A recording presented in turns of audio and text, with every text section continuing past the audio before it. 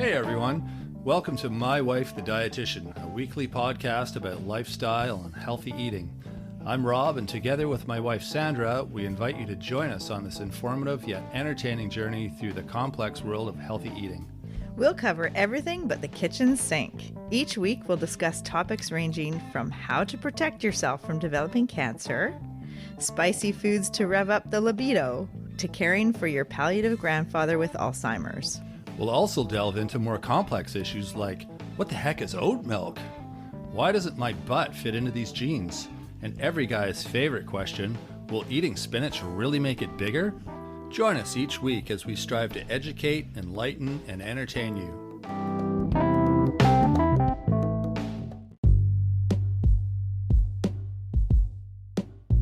Feel great on the inside and you'll soon show it on the outside, former Captain Kirk William Shatner exclaims while eating all bran. This humorous commercial made audience realize that even the former captain of the Starship Enterprise needs to have a healthy bowel movement. Your stool can indicate how healthy your gut is, and a happy, healthy gut can mean overall good health.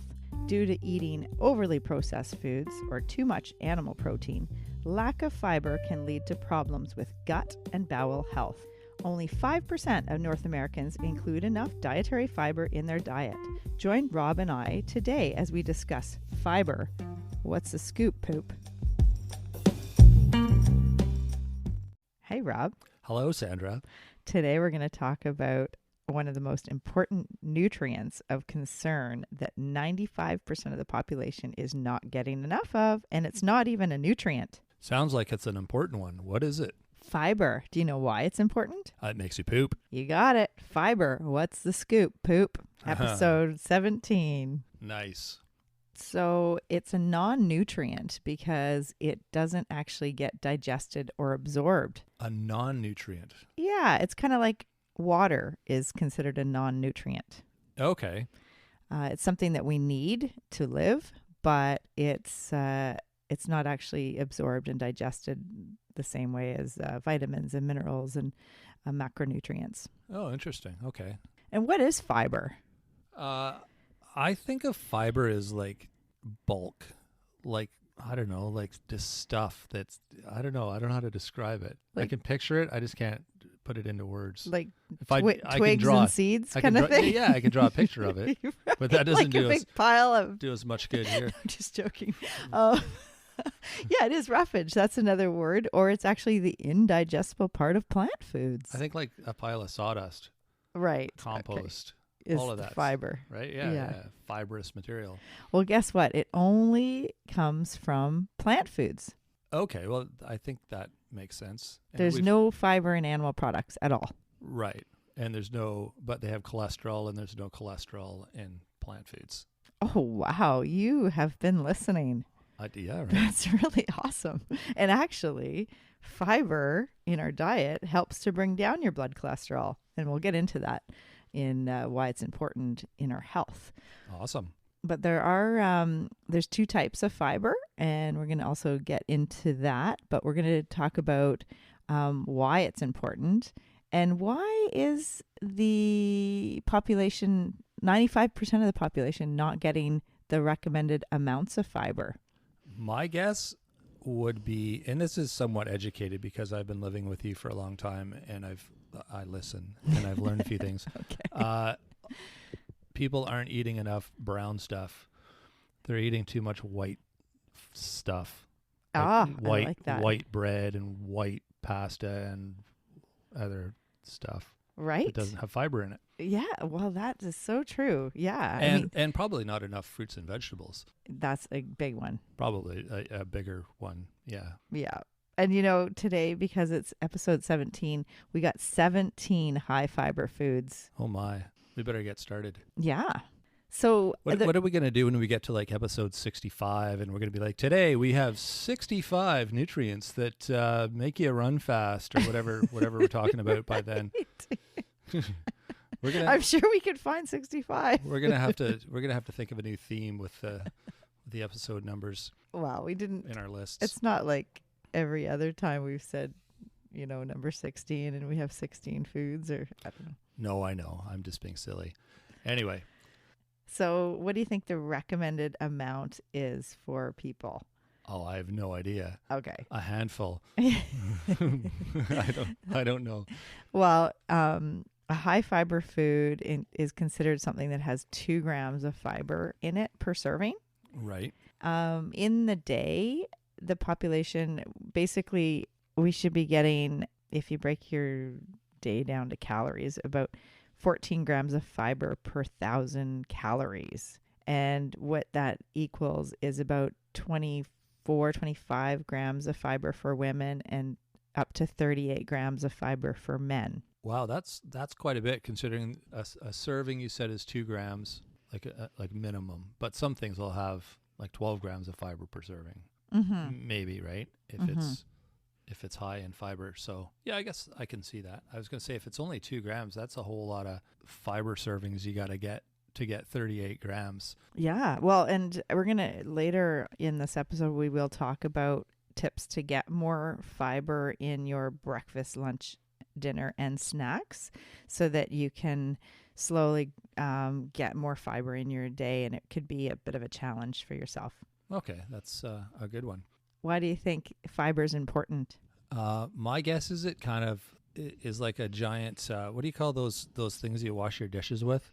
Sponge? This is a sponge. No, but like the one that you wash your pots and pans with, it's all like bristly and stuff. Like one of those things. It's like one of those going through your system and cleans you out. Oh, interesting. So it cleans are you talking about your bowels, like the intestines? Or are you talking about the blood vessels? I just picture it the way I picture fiber and how it's described, and knowing it's good for your gut. It's just like this swallowing this big, what are those things called? They're like scrubby? Like a scrubby pad thing, right? It's all like rough, like swallowing a handful of sandpaper maybe. No, that doesn't sound good. I don't know. I have a funny picture in my head again, and I can draw it. But I don't know. It cleans you out. Is that sort of the short answer? Well, yeah, that's actually, let's talk about the types of fiber there are. There's 2 types of fiber. And most foods have both types, but one is soluble and the other is insoluble. Okay. And soluble, if you remember from elementary school chemistry, something that's soluble will mix with the water and will expand, and the water soaked into it. So it's like cement, where it takes in the water, it gels, it expands, it gets bigger, and it's like a sponge. Right. Okay. The insoluble fiber is like if you think of an apple peel, and if you took the apple peel and you put it in a glass of water, it would just sit on the top. Right. It wouldn't absorb. It would just sit and is insoluble. So it's not a sponge. That's right. So it kind of just sits, and it actually, the insoluble fiber can irritate the bowel and the intestines, and it actually increases the transit of the stool. So it makes you go to the washroom more frequently, and it helps you go more often. That's the insoluble. The insoluble. Like the apple peel. Right. Okay. Yeah. So it's mostly in peels and seeds, the skins, bran. So things that kind of irritate, or they're going to be, it kind of the roughage that cleans you out. Yeah, I can picture that. And the soluble is like the oats or the pectin. So the oats, you think of oatmeal, and say you've left a little bit in the bowl on the counter after you eat it and come back an hour later, it's like cement. It's taken all the water in, and it's just kind of gelled. Yeah, it's swollen and kind of hardened and solidified, I guess is what. Yeah, exactly. Is, yeah. And soluble is the one that they've studied a lot in terms of cholesterol, blood sugar. It's the one that so helps to bring the cholesterol levels down and improves your lousy cholesterol, your LDLs. Okay, yeah. And with blood sugar, it helps to control blood sugar. So if you have diabetes, or if you're someone that worries about their blood sugar levels, having foods that have the soluble fiber can help to keep those blood sugars more even and regulated. Okay, that's good to know. So with fiber supplements that people might use to help with for laxative effects and to help their bowel movements, there's different types, and we're going to actually talk about that in another episode. But when we're talking about soluble, there are some like the psyllium, the Metamucil, Benefiber, those types of laxatives or fiber supplements that you take to help keep your stool like more volume, keep it's a soluble fiber, so it helps to increase the volume of the stool and then helps have the bowel movement. Okay. And people can take that to help keep their bowels regular, Right. without having constipation or problems with bowels. So, I mean, naturally, just having foods that have soluble fiber will do that in your day. Like oats is a good example, or apples with the meat of the apple, like the inside of the apple. Right. Has Not the peel. The pectin. But then that's what I mean. Most foods have both types of fiber. I was going to ask you, how do you know? Yeah. What food has what? Yeah, most foods have a little bit of both insoluble and soluble. So that's why it's really important to have that variety and have lots of different plant foods, vegetables, fruits, whole grains, beans, nuts, and seeds will all give you some soluble and some insoluble fiber that help to keep the blood sugars controlled and the cholesterol. And fiber helps to keep you feeling full. It does, yeah. So that actually helps with weight management, like just keeping your weight stable. And if you're eating foods that have fiber, then you don't eat as much. That's true. And both soluble and insoluble fiber, you need both of those because they do different things, right? That's right. Is that what you said? Okay. That's right. And the other thing with soluble fiber is there's fermentable fibers in foods that help to feed the bacteria in the gut. And so that is like the prebiotics, which is the food for the probiotics, which are those live bacteria or the active culture. Right. And that helps with the gut health and microbiome to keep your gut all happy, that you're getting the fiber it needs to keep a good equilibrium. Yeah, a good balance of things going on in there.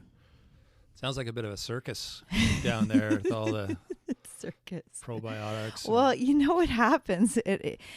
There's a bit of a circus that happens if you're chronically low in fiber, which a lot of the population is, and some really common problems that happen with people. I'm sure people know about constipation, but also diverticulosis, or ends up being diverticulitis. If it gets infected, then that's a problem. Yeah, I don't actually know what that is, but I've heard that word. Yeah, it's actually growing problem in the population. It's when you got your intestines. I almost need to draw a picture, but there's little pouches that happen in the intestine. Right. And if the little pouch gets infected, then it's a diverticulitis. And if you have diverticulosis, it's probably because you haven't had enough fiber in your diet over years, and the bowel gets a little bit lazy, or it gets kind of squishy. Well, you think of a balloon, like you blow up a balloon and it's all taut and inflated. Yeah. Yeah. And so think of the bowel like that with fiber. So you want the bowel to be like that. But if there's not enough fiber, then it gets really kind of weak. Like an air mattress in the middle of the night when you're camping. That's right. That's right. It gets weak and kind of flaccid, and then it develops these little herniations almost in the intestine, and then that is a diverticulosis. Sounds interesting. Yeah. It's a little bit. The thing is, if say you have a diverticulosis and then you eat something, and say it's a seed or something that gets into the pouch, and then it starts to get inflamed. Yeah. And then it bursts. Ooh. Then that can be a real problem, because then you have, the systemic infection, because you remember how the border, the border control of the intestine and the outside world. So Yeah, that's you don't want those two places to meet. Yeah, not in that way. No. Another condition that is a problem with the lack of fiber in the diet over time could be irritable bowel syndrome, could be caused by that. And then that has a whole host of problems because sometimes with irritable bowel, you could have constipation some days, you could have diarrhea other days. So it's kind of, there's this like roller coaster of different things happening with the bowels on different days. And there's a lot of factors involved. It's not just fiber, but it's like nerves and the gut biome and any other like medications. Like there's so many other things that are related. Right. So that can be a problem. And then IBD is the intestinal bowel disease, Crohn's, colitis. That also fiber affects that. And not getting enough fiber over years can lead to bowel cancer or colorectal cancer. So it's another reason to have enough fiber in the diet so that you can have a happy, healthy bowel. That sounds like a bumper sticker. Does it? It's kind of happy. I can just picture like the little animated drawing that goes along with that. A little jingle that have a happy, healthy bowel. Well, I remember they were going to get this massive intestine, like it's like a huge, it's like a big tent slide thing that they were going to have one of the cancer agencies like open house or something, and it was kind of to show how important the intestinal system is and how it's important to be proactive and get preventative checkups like colonoscopies, or just so that you don't end up with cancer like bowel cancer or colorectal cancer, but you could actually walk through the intestine. Oh my God. That's almost creepy. It's like a big tunnel, right? But it's like so massively, like the surface area, you think of like, it's massive, and it's all inside your abdomen. Like it's amazing how much is in there. Yeah, that's we don't like to think about that, right? I'm just thinking of like when you come out, like what there's like this little opening you got to squeeze through, and then or sometimes you just might become like you'd fire right out sometimes, you know. It'd be like a ride for the kids. Mom, I want to go through. Okay, we'll get a picture of you at the end. Oh, God, that sounds so okay, here gross. he comes. Oh my gosh. Well, I think it was an idea. I don't think it ever came to fruition. I wonder why. Yeah. Oh. That would have been, interesting to see. Cool idea. But, maybe not the most realistic. So what are some ways to get more fiber in our day, in our breakfast, lunch, and dinner? And maybe first we'll talk about the 17 high fiber foods. Well, that's a good start. Okay, because then that will give you a bit of an idea of what foods to include. Well, then I'll know the answers. That's right. That's right. But we got some easy tips, though, for the meals. But, yeah, number one, pear. A pear is really high in fiber. And they taste like they've got a really kind of coarse texture to them. They almost they almost sort of feel fibrous. Yeah. Yeah. As far as fruit goes. Yeah, there's over 5 grams of fiber in a pear. Are they more fibrous than other fruits? Yes. Oh, okay. Yeah. Strawberries are pretty fibrous too. Okay. 3 grams in a cup of strawberries, and they have pectin, like a lot of pectin, which is that soluble fiber, and then the seeds, which is the insoluble fiber. Right. I was going to say it's probably the seeds, right? Because they're they're quite seedy. They both, like, so when you look at fiber on the label, it doesn't say soluble and insoluble. It just says fiber. Right. So you, it's hard to know exactly, but just thinking about how fiber works, and as I mentioned about like the solubility, then you think, okay, well, the seeds are they're going to sit on top of the water. Right. Avocado is pretty high in fiber. Yeah, delicious too. 6.7 grams. Wow. Apple with the skin. Right. because then you get the insoluble and the soluble. You got it. Yeah. So There it's you good go. to eat the skin if you can. So wash your produce, especially if you don't know where they're coming from.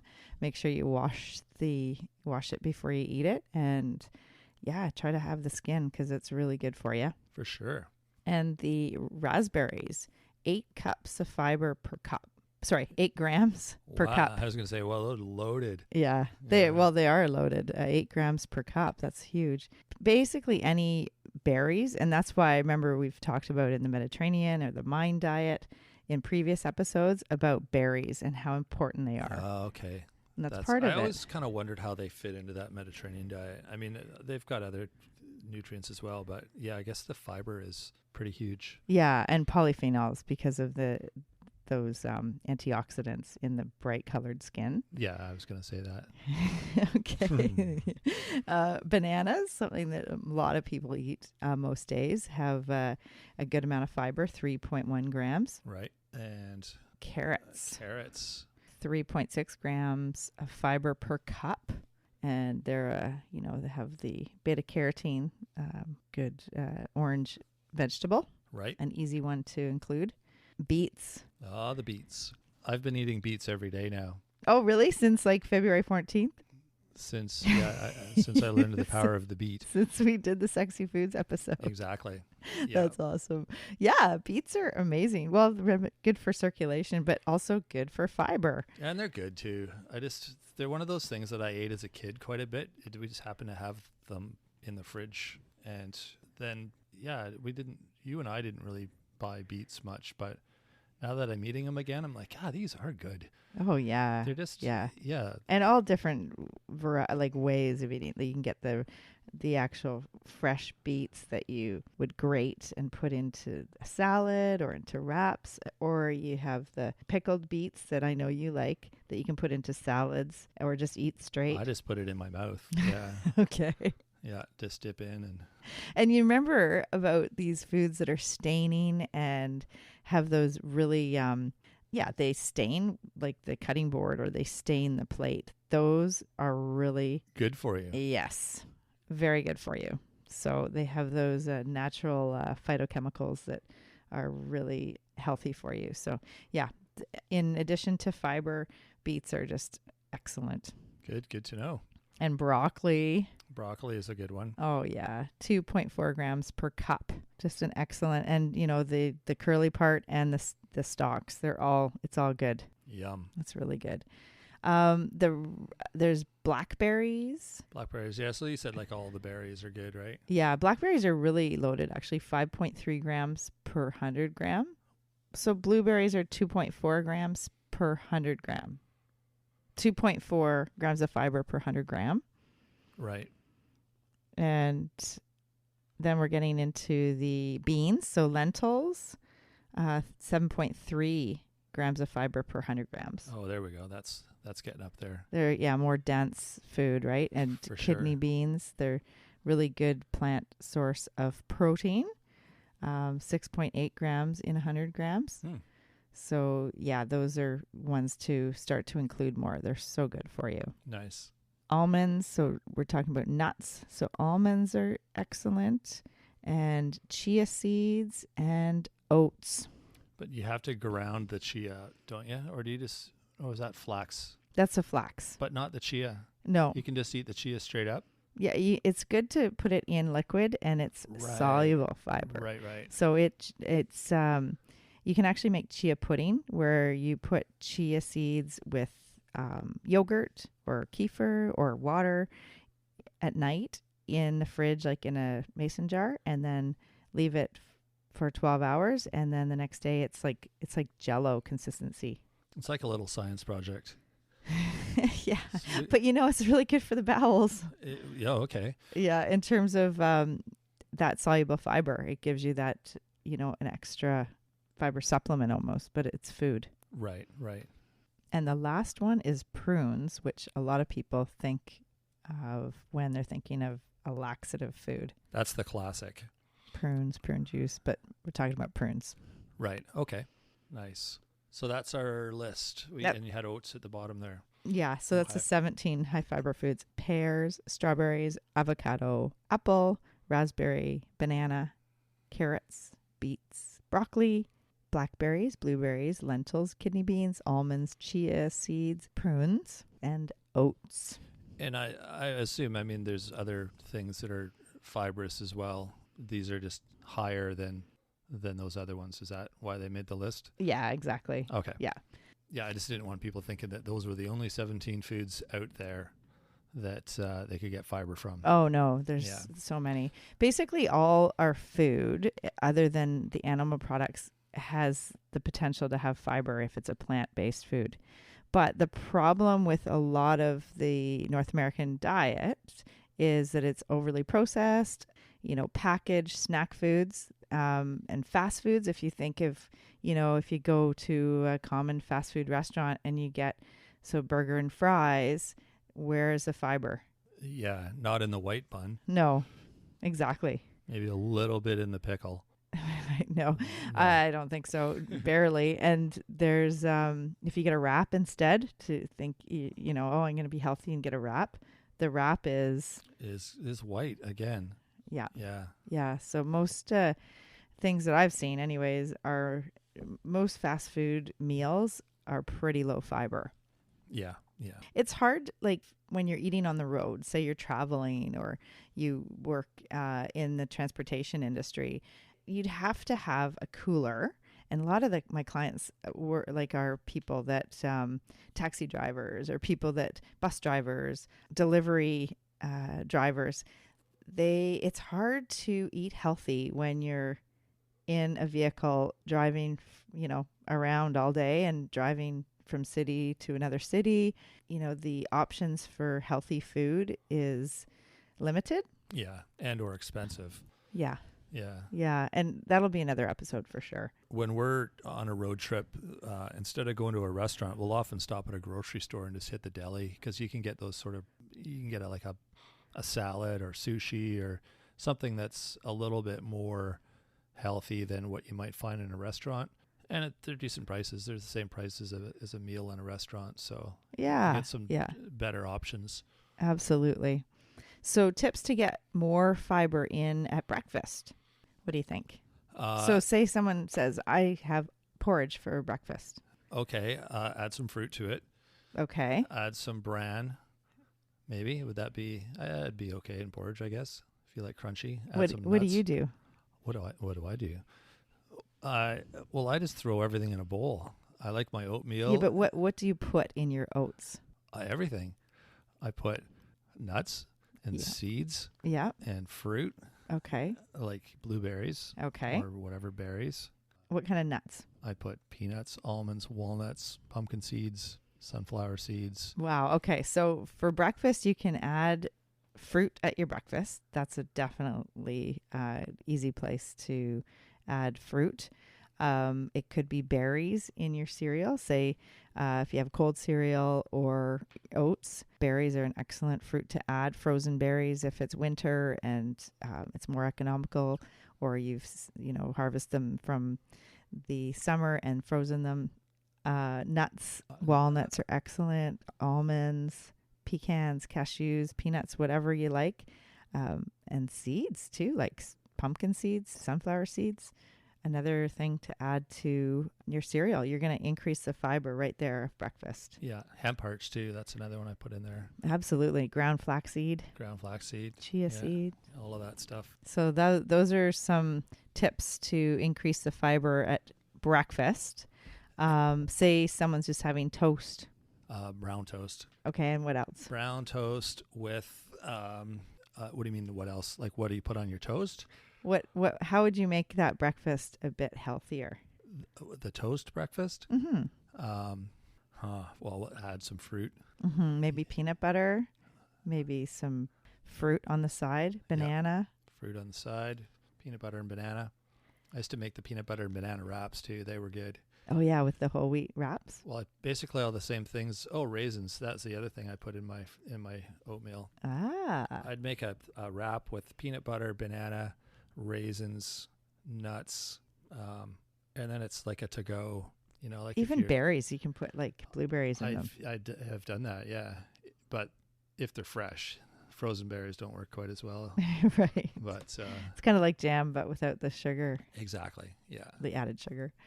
What about lunch? How can we increase the fiber in lunch? I have switched away from sandwiches because sandwiches have always been kind of the staple that most people think about for lunch. Okay. So what do you have instead? I do like a big, like my favorite meal of all time, and it's not really a meal, but I love salad bar because I love the variety that you get at a salad bar, and I love just filling my plate with all that different stuff. So that's kind of what my lunch looks like. Is like I'll get the spinach, the arugula, the pickles, the beets, cottage cheese, hard-boiled egg, whatever else. Cut up some cucumber. So it's kind of like a giant salad, almost like a Cobb salad. Yeah, awesome. Because it's just got a bit of everything in it, and it's more interesting than just eating lettuce with tomatoes and dressing on it. Right. And lettuce and tomatoes, it's kind of low fiber, but then if you dress it up with maybe add some black beans. Oh, black beans. I did that to dinner last night. I know. That was so awesome that you opened that can of black beans, drained it, and then put it into it was kind of like a jambalaya type meal. Yeah. So good. It was delicious. But yeah, and then you have the black beans. That was only half a can, so the rest was in the fridge. And we used the beans in our soup at lunch, lentil soup. So that's the other thing. I have some lentils or beans that you add to your whatever you're having at lunch, like soup or salad. That's a good way to add some fiber because remember, we talked about the lentils and the kidney beans and the black beans. They all have really good. They give you good fiber and they have some protein. Oh, I thought you were going to say they gave you gas. So we did have to sleep with the window wide open last night, but it was a healthy dinner. You're so... Okay, what were we talking about? Dinner's the same thing. Add vegetables. In both lunch and dinner, that's a good place to add vegetables. Right.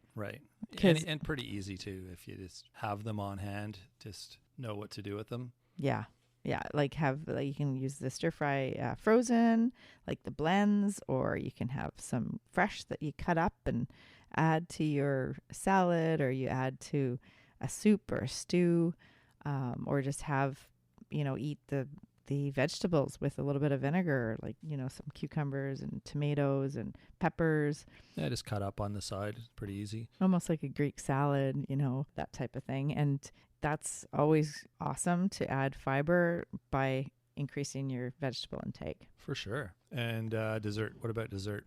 First of all, snacks through the day. Like if snacks. You're a snack eater, nuts is a good time to have. Remember we talked about oral hygiene and good for your teeth. So nuts are a good snack. That's my go-to. Yeah, nuts and seeds, they're Just really easy. Healthy, and fruits. And maybe hummus and vegetables. Right. Yeah. So hummus actually has fiber too because it's made from chickpeas. Oh, there you go. So that's a good snack to add fiber to your day. Perfect. And with fiber, you don't want to go from like zero fiber, like hardly any fiber in your diet, to a lot of fiber all in one day. With fiber, you want to gradually increase how much you're having. So one higher fiber food a day that you want to add. So just because you'll have lots of gas and bloating and cramping, possibly issues with bowels like constipation or diarrhea, if you go from like hardly any fiber in your diet to lots, and then that might make you say, oh, I can't have these fiber foods. They don't agree with me. Well, it's just your body has to get used to it. So interesting. Yeah, I bet people have done that. They'll try something and they're like, no, it makes me gassy. I can't eat that anymore. Yeah. And so, I would say just, small amounts. If it's a new food or something you're not sure how you're going to react, small amounts, and then see how you do with that. Yeah, that makes sense. And water, I didn't talk about, but it's super important with fiber, is to make sure you're getting enough fluid. And tell the example that you told me about concrete in your stomach. The cement. So you think of, say oats, like we talked about how, oats are a soluble fiber. It's kind of like if you think of you've got a wheelbarrow of the cement, you put the powder in, you put the hose of water, and if you don't put enough water, as you're stirring, it just totally turns to cement. And that's what would happen with the soluble fiber in your system. Yeah, it's too dense. Same with pancake mix too. If you've never mixed cement, it's the same thing. If you don't have enough water, then it's too solid. So you need the right balance to help the fiber Expand and digest, I guess. Is that well, what it you needs want to the do? fiber helps. The water helps the fiber, so that you have like it helps to keep the flow going. Right. There you go. Helps with keeping the volume of stool, and it helps with your bowel movements. There we go. So after listening to this, how would you increase the amount of fiber in your diet? And what things might you change? Would you maybe add a salad most days, or include some baby carrots and cucumbers, or put some veggies in your lunch? Or maybe add some berries and nuts to your breakfast. So think about the different ways that you could maybe include higher fiber foods in your meals. Yeah, it's not difficult now that you sort of know what the list is. Some of these are just condiments that you can add as well. So just shaking a few nuts on your salad or adding some berries to your breakfast is a simple way to add a bit more fiber. So something to think about. Definitely. Thanks, Rob. All right, Sandra, thanks for that info. That was a good one. We'll see y'all next week. I want to address Rob's question about dessert and how to up the fiber for desserts. So with that, we can you could use fruit crisps or crumbles or cobblers with fresh or frozen fruit and oat and walnut topping. So also adding fruit and nuts to yogurt. So you can make rhubarb apple crumble or peach crisp, blueberry cobbler, date squares, or get really creative and look into black bean chocolate brownies, those types of recipes. So there are ways to increase your fiber in your desserts. Thanks for joining us today on My Wife the Dietitian. If you like what you heard, don't be shy. Leave us a comment or review, and be sure to share our podcast with your friends. If you'd like to hear more, hit that subscribe button. You can also follow us on our social media pages for updates, episode trailers, and other odds and ends. For more info and links on what we discussed on today's episode, check the show notes. We'll be back next week with another informative and fun-filled episode.